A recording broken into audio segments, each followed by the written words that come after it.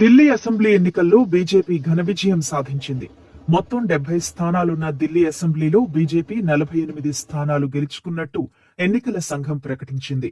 ప్రభుత్వ ఏర్పాటుకు 36 స్థానాలు సరిపోతాయి. ఆమ్ ఆద్మీ పార్టీ 22 స్థానాలు గెలుచుకుంది.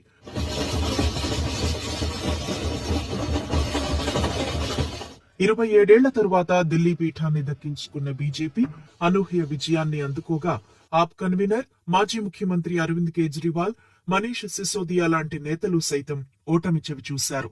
మొత్తం 70 స్థానాలున్న ఢిల్లీ అసెంబ్లీలో సొంతంగా ప్రభుత్వాన్ని ఏర్పాటు చేసే మెజారిటీని బీజేపీ దక్కించుకుంది. కేజ్రీవాల్ న్యూఢిల్లీ అసెంబ్లీ స్థానంలో ఓడిపోయారు. ఆయనపై పోటీ చేసిన భారతీయ జనతా పార్టీ అభ్యర్థి ప్రవేశ్ సాహిబ్ సింగ్ 4089 ఓట్ల ఆధిక్యంతో గెలిచారు.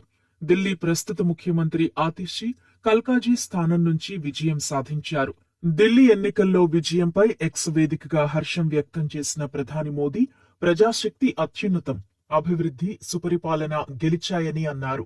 ఈ మహత్తరమైన చారిత్రక తీర్పు ఇచ్చినందుకు ఢిల్లీ సోదర సోదరీమణులకు శిరస్సు వంచి నమస్కరిస్తున్నాను అన్నారు. ఢిల్లీని అభివృద్ధి చేయడంలో, ప్రజల జీవన ప్రమాణాలను మెరుగుపరచడంలో, వికసిత్ భారత్ నిర్మాణంలో దేశ రాజధాని ప్రధాన పాత్ర పోషించేలా తాము ఏమాత్రం వెనకడుగు వేయబోమని హామీ ఇస్తున్నట్టు మోదీ తన పోస్టులో తెలిపారు.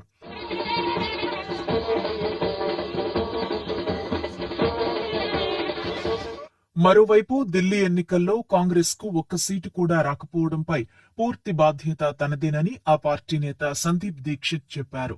ఎక్స్ వేదికగా ఒక పోస్టు చేసిన ఆయన, నాపై నమ్మకం ఉంచి ఈ అవకాశం ఇచ్చిన కాంగ్రెస్ పార్టీకి కృతజ్ఞతలు. న్యూఢిల్లీలో ఈ అవమానకరమైన ఓటమికి వ్యక్తిగతంగా నాదే బాధ్యత. ఢిల్లీ ప్రజలు మార్పును కోరుకున్నారు, కానీ నేను దాన్ని అందిపుచ్చుకోవడంలో విఫలమయ్యాను అన్నారు.